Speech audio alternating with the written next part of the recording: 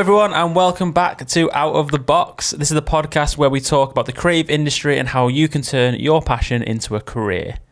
We've got a really exciting episode today as we welcome our good friend, Jess Meade. Hello. Hi, Jess. Oh, hi guys. Thanks for having me. That's all right. It's good to see you. It's been too long. I know. Have we seen you this year? Not in 2023, but if you're thinking of the last year. Yeah, yes. We've seen you in the last 12 months. We have. I was going to do your introduction, but I will let you do that yourself. If you want to just tell everyone who you are, what you do. An introduction to Jess Meade. Stop. Oh, God. Well, how long have you got? Hi everyone. I'm a multidisciplinary artist from Warrington, which is great. There's a few of us now, which is good. I direct theatre and I'm also a photographer working largely in the music industry. Awesome. Big up. Big up Warrington. Oh, yes. Yeah. So I know you've got like a really good creative journey and different because a lot of people go down one route and that's their journey. You've got this like multi-path journey that you've taken that's led you to where you are now. Tell us about that. Tell us about how you started and where you are now, the sort of twists and turns that have led to this the multi-talented Jess that we know. Well, I was listening to the podcast, guys, and I think, Joe, you were talking about how, like, you've just always... No, I think it was Ollie, actually. So you've always had, like, a camera in your hand, and you always, like, saw your dad have a camera in his hand, and I guess, like, you know, if we're talking about it through a photography lens, if you pardon the pun, of course. Ooh, very punny. Do you know what I mean? I've planned this. I guess I've always been someone who's been interested in documenting life. So whether that's like via a camera or via writing or like scrapbooking, like any way to retain a memory, like that's always been something I've done. So and then coupled with that is just this like real interest in life and human life, and that's sort of where I guess the theatrical side has kind of come from. So I direct theatre, which directing theatre is all about looking at life and looking at why people make the decisions that they make or why they do the things that they do and what motivates us to make choices. And then when I always think about why do I direct theatre? Why do I direct things? And I guess when I look at when I was a kid, I was always interested in miniature forms of life. So that probably started initially with like doll houses, and like I loved like being able to see a dollhouse and being able to like play out different choices. And then I love Sims. I love Sims so much. And Sims was this kind of like I could step back and look at all of these lives. And so I guess in summary, I've always been interested in miniature forms of life. And and it sounds really ridiculous to make the connection between like gaming and theatre directing, but I honestly think it's just this interest in looking at the way we live. And then I suppose if we're looking at the music and the music industry and photography, I've always had a camera in my hand, always, you know what I mean? Whether it was an iPhone camera or, you know, I remember I took this like underwater camera to a school trip once, and it was probably some of the best pictures I've ever took. Do you know what I mean? Because it was just out of joy. And I think that comes from, again, just this real interest in capturing things. And then it was only about, well, I suppose not quite a year ago, but I suppose a year ago when I was like, oh, like you can do this as a job and you can really enjoy the work that you do. And I guess that was where I started to take it more seriously, and it became less of like a hobbyist pursuit and more of, you know, a career pursuit. But I think the two things go really hand in hand. I think the theatre, the directing really like has a response to the photography, and the photography work has a response to the theatre. You know, it's all about form and people and composition, and so there's definitely like things they both learn from one another. Yeah. There's something that stands out to me in that sentence from you then. I know you said when you really started to take it serious in the last couple of years, I don't know what you're saying is I've loved watching not only your work, but your like photography journey. And the one thing that stood out to that sentence then is like you doing it for like the joy of it. And the one thing that I think puts your work above other people's and that I love the most is that when you post your photos, your shoots, your live shows, whatever, I can tell there's like love behind every single one. And like, it's not just you taking photos of a band because they've hired you to take a photo of a band. It's like that comes across so well in your work. And I think that's what makes you really unique, is that they're not just photos of bands. There's like much more behind it. And I think photography has a way to do that. And I think you do that really, really well. Definitely. Oh, that's gorgeous. And I'm not just saying that because I have said that to you before. You can tell there's so much more behind the photos, which I think is what makes, because sometimes, I'm not saying this, but like photos don't have to be the best composed, the best structured, the best settings ever. If there's more than that behind them, I think that's what you do really well. Oh, Ollie, that's really nice. I think that's one thing I can stand by with my work, is maybe that element of like, I hope above anything people feel comfortable behind like or in front of my camera. I'm behind it technically, because I think that translates always. And that's the same with theatre as well. If people feel held and supported in a rehearsal room, they'll walk onto a stage in, just in a completely different way, in a way that is supported. And a lot of actors said to me, I felt so held by you at every moment, and I hope that translated, and I think that it does. So that's really, really nice feedback. Thank you. Thanks, Ollie. It's working. Oh, thanks, babe. That's lovely. So I've got a question, linking back to sort of the becoming a director. What led you sort of into directing over being an actor? Is it because of that sort of thing you say about The Sims and sort of being in control of sort of like characters? I said to myself I wouldn't mention The Sims. Now it's going to be a theme. I actually once said it in like a big like directing, so audition would be the right thing, interview. And I was like, why the fuck did I just say The Sims? Oh my God. So I guess I was always interested in theatre, and I was always in like theatrical spaces. So, I took drama in high school, and I liked it. It was something that, drew me to it, attracted me to it. And, so then I pursued it in college and pursued it then in uni. But I guess initially I thought the only role within that space, truly, and this sounds like ridiculous now, as like an older theatre maker, was that, oh my God, that noise was horrid, was that you would be an actor. And so then when I sort of discovered the like directing as a form, as a career, everything just made sense. I guess I look back at who I was in like drama rooms and rehearsal rooms in like college, for example, and I knew I was meant to be in there, but within the role of the actor felt strange. So recently I put on a show at Love for Every Man called Build a Rocket, and my college drama teacher came. She went, I hope you don't take this the wrong way. She said, and I didn't think you should be an actor. She said, but it makes so much sense that you're a theatre director because you always had the ideas. And I was like, yeah. But yeah, so I sort of always felt like it just wasn't quite in the right role.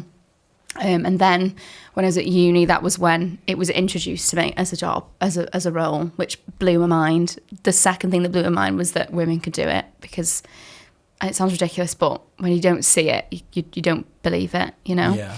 And I did a module in it, and I absolutely smashed it. And ever since, I was like, yeah, this is what I should be doing. I'm really, really good at this. Yeah, because we've seen you work. We were obviously lucky enough to come on board and film like a behind the scenes for A Billion Times I Love You, which we've mentioned in a previous podcast, which we loved so much. And we've seen you work, and we've seen you enjoy it. It's strange, isn't it? And we've spoke about this again in another podcast, that when you're part of a bigger project, like we've had a sound engineer on who does festivals. Obviously for us, when you're part of that big team and something comes together, you can still get that feeling of like pride and accomplishment and like camaraderie without having to be the person that's on stage. And I think if you can find that from any industry, you don't have to be the person that's at the front of the stage acting. You're still a huge part of that big team, and you're the one that's you get to control your characters. Well, yeah, and there's that like total like what's the word when it comes like to the role of the director. You're every role. Like, you know, I see a play as millions of locks, and you've just got to unlock it. And it's about, so if, I suppose for you as a producer, it might be like you, like, and musician is offering something that's totally wrong. So it's like, without like putting a stop to their offer or their confidence or their creativity in that moment, it's about going, thank you so much for that offer. Thank you is the best room to have in a rehearsal room. That's one thing. And then it's about going, that made me feel this way, but how might you make me feel this way? How can we find this quality within the work? What is it that we can do together to find this? So it's very, I think, my growth as a director has been looking at that language, because the easy thing would be to go, I need you to do it like this and you need to do it now. Whereas process is the most important thing, and it's about going, okay, I know we'll get there and I trust that we'll get there. And if the actor trusts you, you'll find it. But it's never about putting down an offer. It's about thanking people always, but steering and move closer to the heart. That's the role of the director, is to move everyone, the lighting designer, the sound designer, the set designer, the producer, closer to the heart of the play. I suppose directing in sort of that style sort of helps the other creatives, i.e. the talent, like the actors, the lighting designer, the sound designer. I suppose that helps them as well, because it means that you're, as a director, if you came in and said, I want this and I want this and I want this, you're sort of like limiting their creativity as well, aren't you? Well, actors so being the way you are sort of allows them to do their thing as well. So I think actors are fucking magical things. They've gone away and trained and gotten closer to this craft. Why would you diminish the role of the actor in being somebody just telling them what to do? And sometimes it's like you might have an idea of what something is, and then actor presents something and you go, fuck, that's what it's meant to be.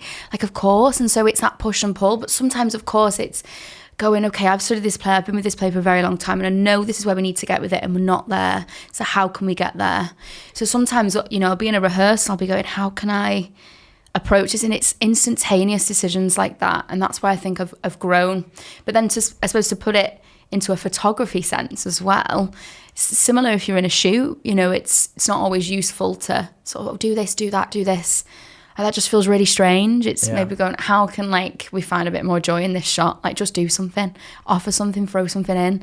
Might be like, what would it feel like to run towards me, but you're not running towards me? And like, what might that create in an image? It's more of a conversation as opposed to, you know, a one-sided conversation. It's not someone with all the answers. It's a back and forth. I personally find it hard to work with someone, harder to work with people when they want me to have all the answers in a shoot, and they say like, what's next? What am I doing next? And I try and say, well, let's work it out. I feel it's better when you can push and pull ideas and sort of give an idea, take it and change it, adapt it, make it better and give it back, and then they've got ideas. I think it's harder when everything's on you to sort of go, we're doing it like this, because I don't like working like that. And we've said that before about music videos. It's harder to, because you don't know that person well. It makes it more impersonable as well, and the conversation back and forth is better than me just having full creative control. So do you think that's something one of the best things you've learned then, one of the best things as you've grown as a director, because you've studied it in high school and college and university, you probably had a million ideas of how you can make certain plays and productions work, but that's something that you can't learn probably from books. It's something you've got to experience. I think relinquishing control as a director is super, super important, because the beauty that can come from going, let's see what happens, whilst also having a really, really good understanding of what you want and what you need. Of course, it's not useful not to be prepared or whatever, because you need to guide everybody to where you want it to be. But that's really, really useful. And I think maybe if there's a no I had this year, and I had it maybe like 6 years ago, the way I would have asked it would have been completely different. And I guess it's about going, how can I get an actor to do this without telling them to do it, is part of it. There's loads of parts of directing, but communication is obviously huge. Yeah. I can apply that in my job as well, like we said before. Like, obviously, being a producer and being in the studio, it's about unlocking certain things and getting artists to try things that not necessarily they thought about, but you're not telling them to do it. You're sort of giving them the opportunity to do it, if you know what I mean. Mm-hmm. So I can resonate with that. I guess with music, you can't be like, I don't know, you can't sort of get behind an instrument and show them how to do it all the time, can you? Yeah. So it's probably similarly, it's like I can't jump into their bones and act for them. Yeah. So, you know, I'm sure that there's definitely parallels, so many parallels. And it's a job that has helped me in so many different parts of life, particularly, you know, the photography and stuff. But yeah, it's people management ultimately as a role. Yeah. Let's talk about some of your projects last year. Because you did some great things last year and some amazing projects, both on choose which side you want to go. If it's on your directing side, we've touched on some of your plays. Maybe let's look at some of the exciting things you did music-wise last year, because I know you did some great tours, some great shows, some great festivals. Tell us what it feels like to sort of be a part of that touring team. Obviously, you're a major part of the Crawlers family, which we've been lucky enough to step in and out of last year. And we can see how much they love it, how much you love it, how much they love you, how much you love them. How much we love you. How much we love you. I love you too. Tell us about some of those projects last year and how it feels to sort of be a part of something that's grown so much as well on such a big scale now. First of all, you are part of the Crawlers family, duh. Yeah, I made, like, what a year. Like, what a year. Like, the miles and countries my camera went to was, like, actually magical. Like, sometimes I hold it and I'm like, you've been to lots of places. This is amazing. And we've done it together. Yeah, it's been an amazing year. Yeah, and I've learned so much, and I've had to learn fast and quick. But I'm really proud of what I've learned across this year. So I guess, what did I do last year? I did a UK and European tour with Crawlers, and we also did a US tour, which was insane, like completely insane.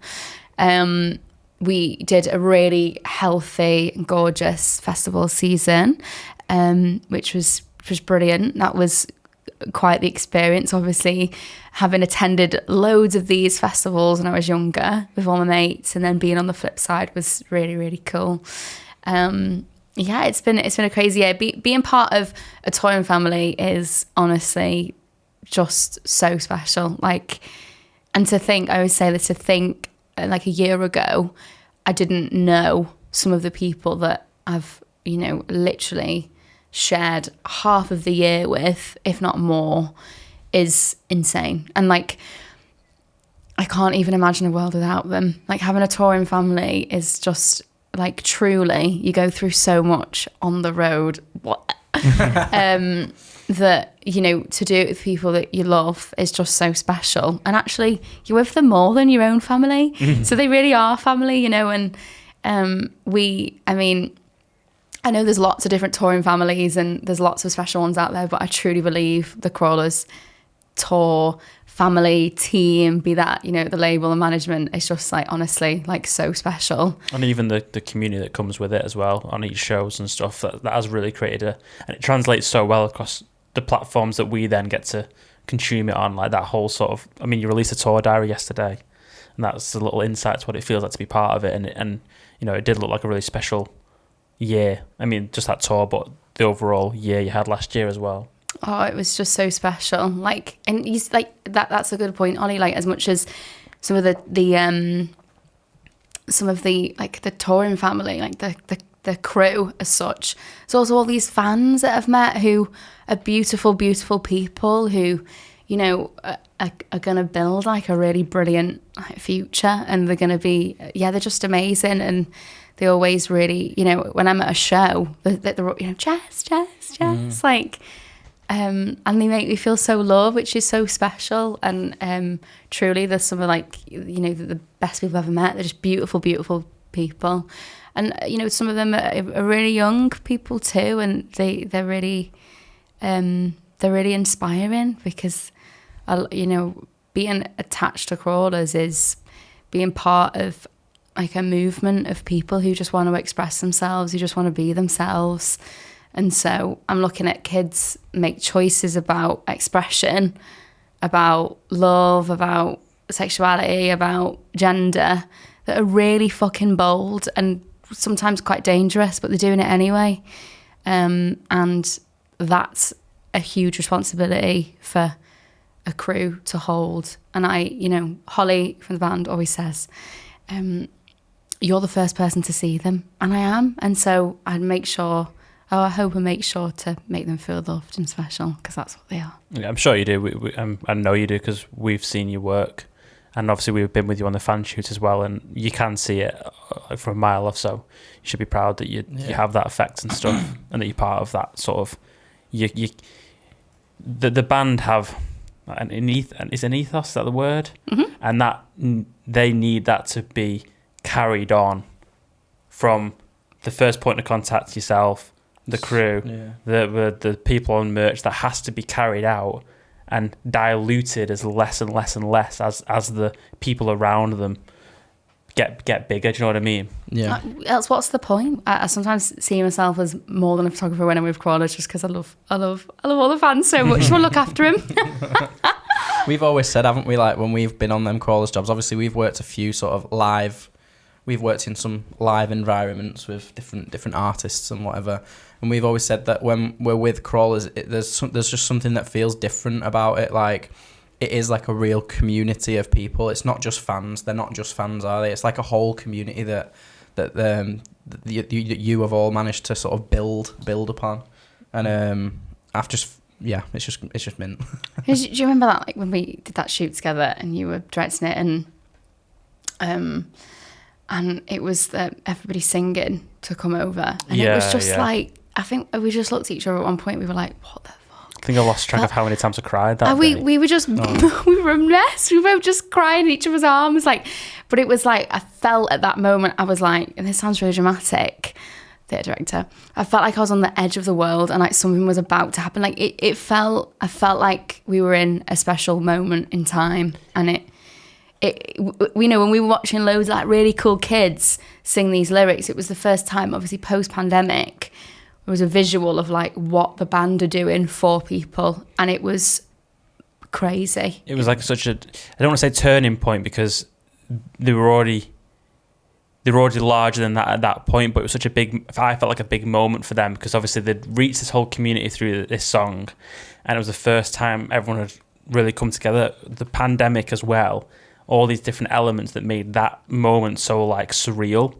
And what was strange for me is that like, if we'd have filmed the 4-minute song and one fan had come in and had the emotional sort of impact it had on the two of us, and then that'd have been the end of the day, I'd have been like, overwhelmed by that on its own. But then it was 4 minutes, and then another fan would come with a different look, a different story, a different everything, and then we got to see that in those 4 minutes, and then another fan. It was just sort of this like, I don't know how belt of like stories and everything coming out, and it just shows sort of like the diversity of the fan base, the sort of impact they've had. And then when the band would come out and meet them, you could just tell what it meant to everyone there, and like I said again, the outer crew all got it.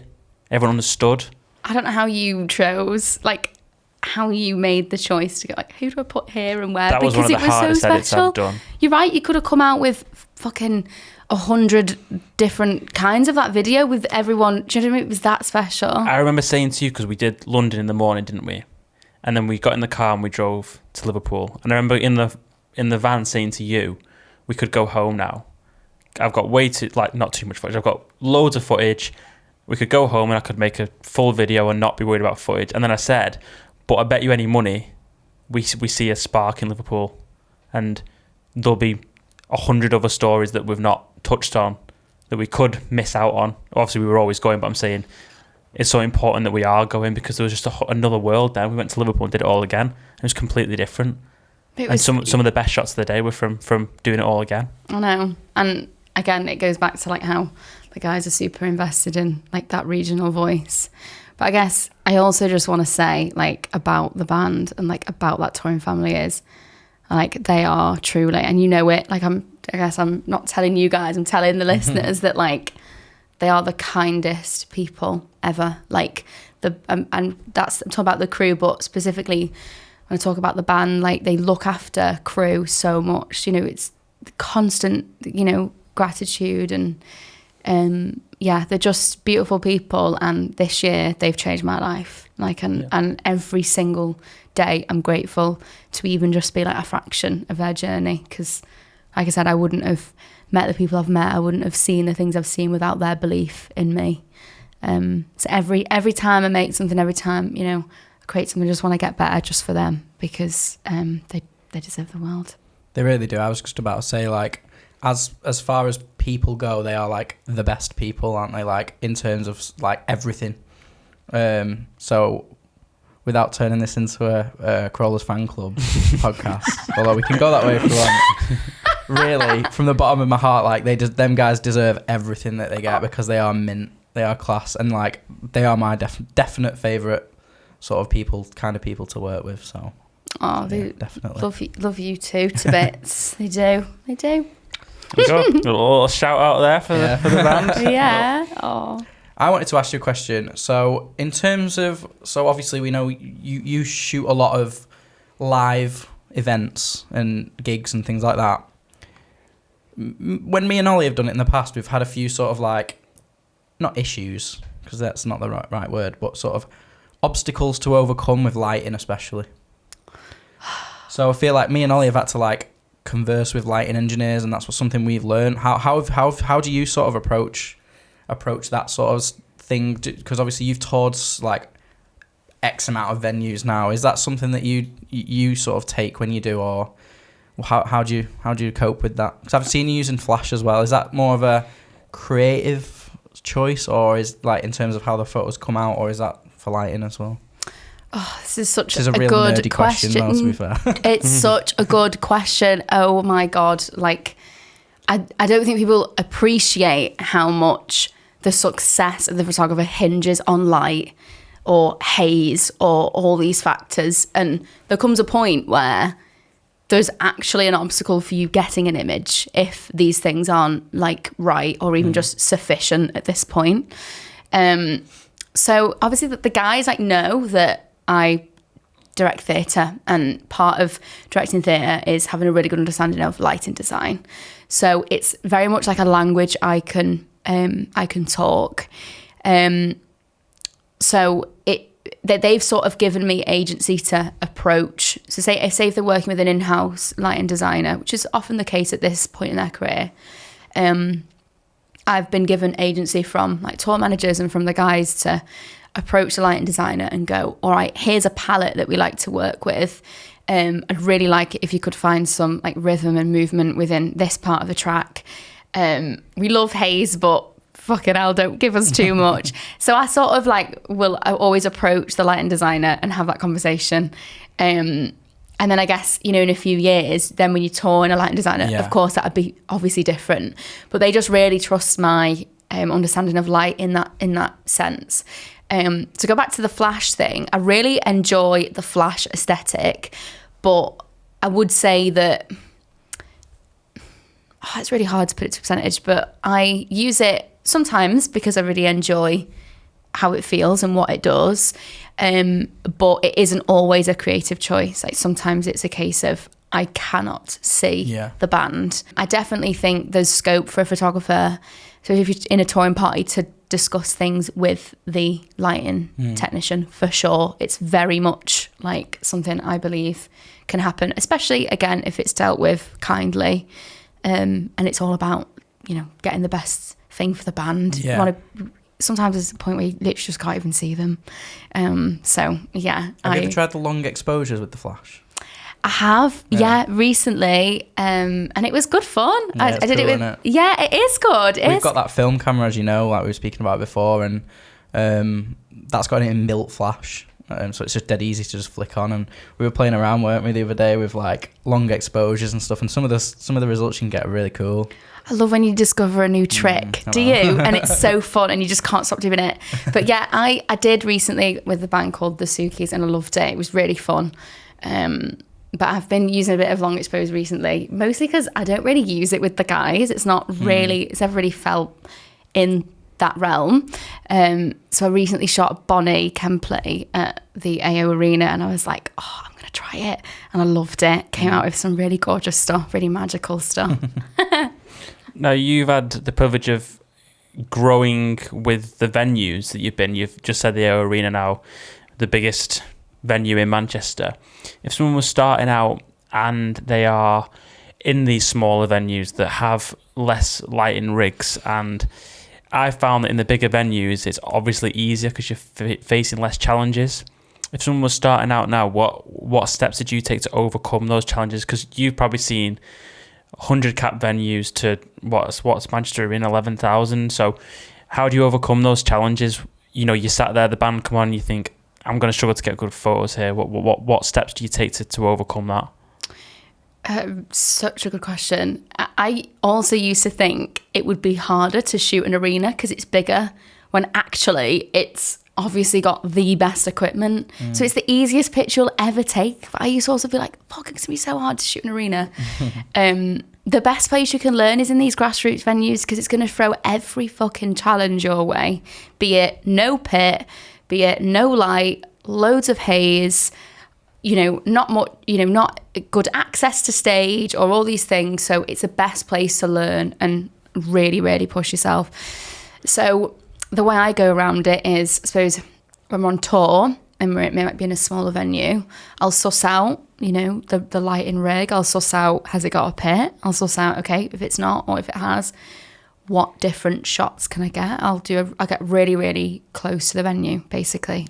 Just for anyone that, sorry to interrupt, anyone that doesn't know what the pit is, do you want to just quickly give a brief little snippet of... Is it the mosh pit? It's my armpit.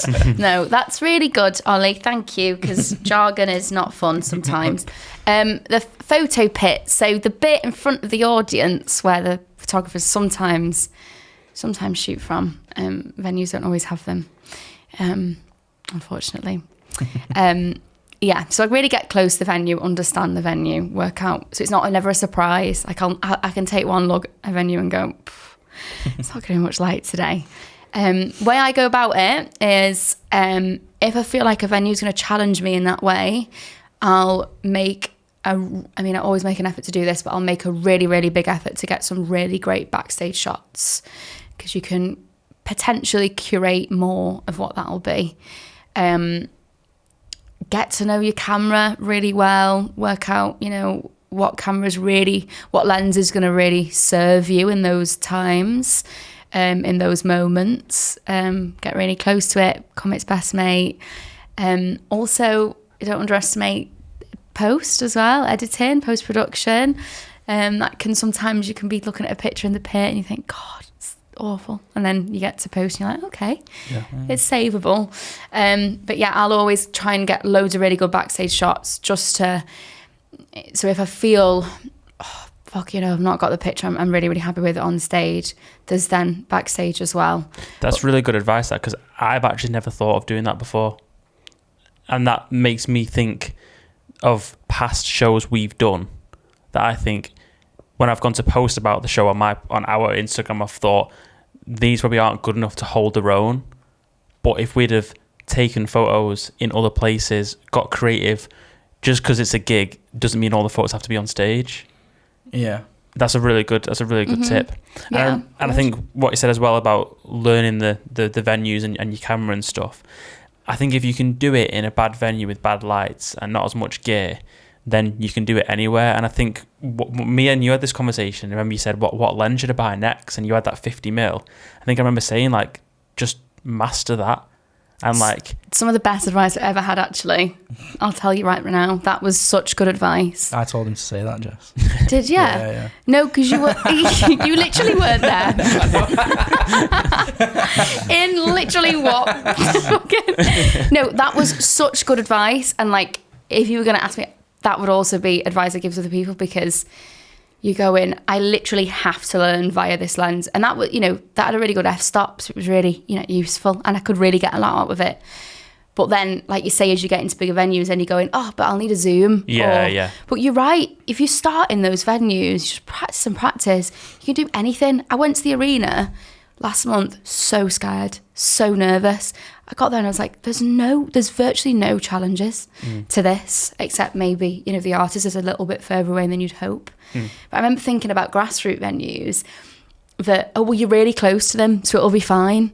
But you can't see them. You're in pitch black, or there's a cloud of haze, and you're thinking, all right, well, I've got a flash, but then there's loads of haze, which for people who don't know, that's a recipe for disaster.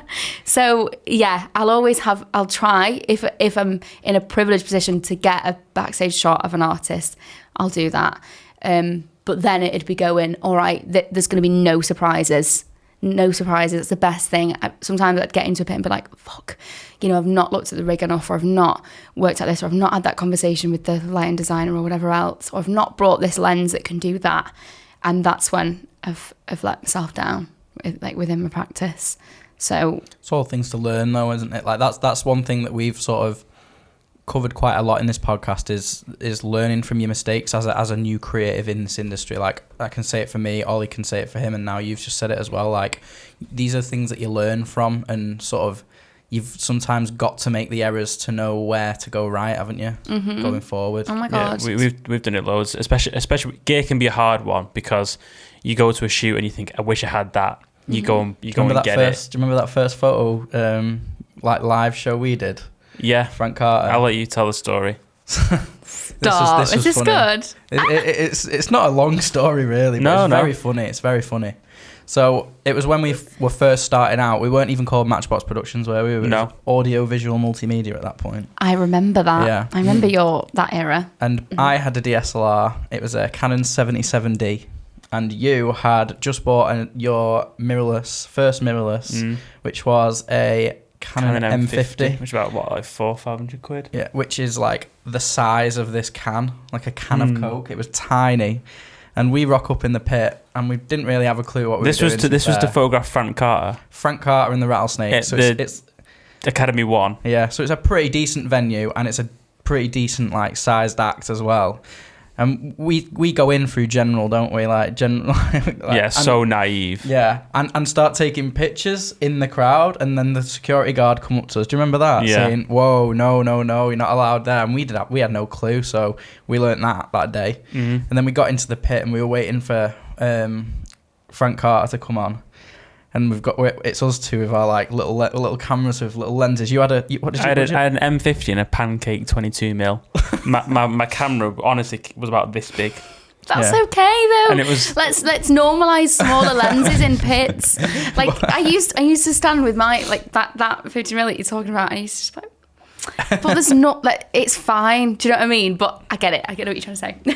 It was a bit intimidating though. There was a load. Everyone was there with like different lens. These huge things. It's fucking up. The guy had like an ammunition belt with like 7 lenses. Yeah, and it was we'd never done it before. There was even looking back now, I've never seen that many photographers in a pit before. They split us up, so we did waves. You only get 3 songs in the pit, don't you? They split us up so our team could go for each song. And there was so many photographers, and it was so hectic, and we had never experienced that before. When you're photographing an artist that you're specifically attached to, you don't have the 3-song rule.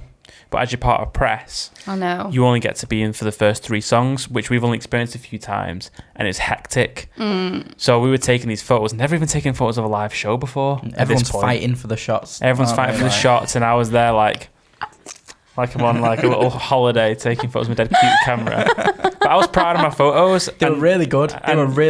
And we have checked everyone else's photos, and mine was like a dead wide lens, and I felt like nobody had a dead wide lens before, and it was sort of different. I don't know, I liked it. So I guess the moral of that story is learn from mistakes, but doesn't mean they have to be bad photos. And don't be afraid to actually go and try things when you've not got equipment that's sort of massive or big fancy snazzy things. Like, go out and just do it. That is such a huge one. Like, huge. Everyone knows the first few years as the photographer is going, I'll make a bit of money, go straight back into a lens. Like, that's just how it is. But truly, like, smaller lenses are amazing. The magic, what they do. One of my favourite photographers uses this tiny Samyang that's like super wide, and it's amazing. Yeah, some of my favourite stuff I've done is with like a £200 Canon 10mm. Yeah. And it's some of my favourite stuff. It's crazy because people, I think it used to be like, oh, you need to get the most expensive, specky lens. And now it's like, how do you make everything look super gritty and vintage and horrible? Like, it's crazy. You're making things worse in post almost. Yeah. I did like a post last year about my favourite photos, and I think 90% of them were all on that lens. And I didn't realize after I posted it, like, oh, that's a £200 lens, and I have like a £1,200 lens there that none of the photos are from. It is such a meme though when you're starting out, like looking at other people's lenses, like Yeah. They're just overcompensating. Yeah, definitely. All the gear. Exactly. So when you're directing a play and you have not sort of been involved in the writing process, and say, for example, like A Billion Times I Love You, that had a designated writer of that. How do you balance sort of staying true to the script, but at the same time adding your own creativity to it, or like your sort of spin, if you know what I mean? Does that make sense? So obviously you can't change the script, but I don't, you know. Does that make sense? Yeah, No, it it's makes a good sense, it makes question. sense. Yeah, it's a really good question.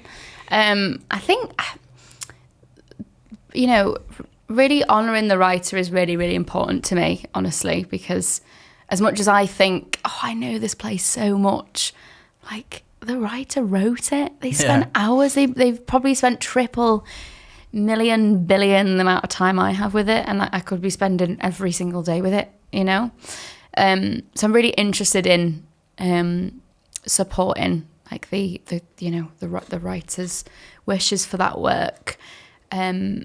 A writer that I work with a lot called Becky, who I have a theatre company with. She is a phenomenal writer. This is Flood Theatre. Yeah, Flood Theatre, guys, woohoo! Beck is just a brilliant writer in that Beck will sometimes hold on to something if they feel really, you know, really close to it, or really think it's structurally important or socially important. But in the same breath, there's someone as well who will let go of something if they recognise maybe, oh, that's got to change or something like that. Beck's flexibility as a writer is very, very special. But, you know, I suppose to flip side that, I just find it very, super, super important to honour the role of the writer, in the same way that they would honour the role of the director, you know, and they would, a collaborative thing. 100%. Like, we both want the best out of the play, and sometimes I guess there could be conversations within that are about going, oh, but you know, I don't think we need this, or we might need this, or we need more of this, and it's all under this umbrella of going, we want to make the play as best as it can be. Yeah. But again, always dealt with kindness. Is the writer, this is like a question just from my own curiosity. When we worked with you on A Billion Times I Love You, the writer was there in rehearsal. Is that the case for every play, like in theatre, most of the time? Yeah. Sometimes. I mean, different this is the thing, like with any artist, like writers are very different. So you can have writers who are more than happy if you take the play, do whatever you want with it, and run, and they might not come to any rehearsals. You could have a writer who wants to be in every rehearsal, and that's like super valid as well. Or you might have a writer who pops in and out. You know, every writer's different. Patrick, who was the gorgeous, gorgeous writer of Billion, was there every so often in terms of, you know, when he'd be sat in the room and things. But it was always super, super gorgeous to have him there. But yeah, every writer's different. Yeah. Cool. Well, I think that sort of brings us to a closing point in our podcast. But before we finish up, let's talk about what your goals and aspirations are for this year. We're still early in the year. Is there anything that you look forward to this year? Anything in the books? Any goals? Any dreams you want to hit this year? What have you got to look forward to? That's so nice as a way to end it. I'm going to just manifest hard right now and send loads of good, positive things. I just want to elevate. I want to continue to elevate. I want to get better at believing in the work that I'm making. I want to be challenged by the work of others, but I don't want to compare. We're all so different. I want to work with more artists. I want to diversify the work that I'm getting. I want to try new things in doing that, work with new people, continue to have a beautiful, incredible, amazing relationship with crawlers, and make sure I'm giving them the best work I can as they approach, such a big year for them in their careers. But yeah, just continue to meet loads of beautiful people and just grow, learn. Never want to stop learning in anything. And I've got loads to learn. I've got a lot to do. I've got a lot to get better at. But it's nice to see where you've come. It's important. We've said that in podcasts of like previous episodes, haven't we? No, that's not. I don't mean that as in see where you've come. I mean in general, when you're looking ahead. Yeah, it's really important to look at what you've achieved as well, and to keep on learning. One thing I said in my podcast about like audio and stuff is that like I'm always learning, and I feel like that's the beauty of being in such a creative industry, is that there's ultimately like unlimited things that you can learn, and there's always something else, or there's always a new bit of technology coming out, or this or that, and the other, and that's the beauty of being in this industry, isn't it? I suppose. It's just trying new things sets you on fire, doesn't it? Like we talked about earlier, new tricks. You're like, oh, my camera can do that, and I never knew. But I guess to sort of close on my side is going, I mean, you guys are you've inspired me. You've made me better. You guys have always been so generous and kind with advice. And, if ever I've shared a creative space with you guys, you've always been so beautiful and so, just really, really gorgeous to share space with. Thank you, Jess. And I'm delighted to have been able to chat to you. Thank you so much for coming on, Jess. We really appreciate it. Thank you for sharing such an amazing insight into your industry. Thank you very much for listening to the podcast, all the listeners out there, or if you're watching it on YouTube, make sure to check out the previous podcast if you've not already. And we look forward to speaking to you indirectly in the coming weeks. Go and check out Jess's work as well and send some love, because you'll be inspired by Jess's work. Yep. I second that. Thank cool. you. Bye. Thank you very much. Bye.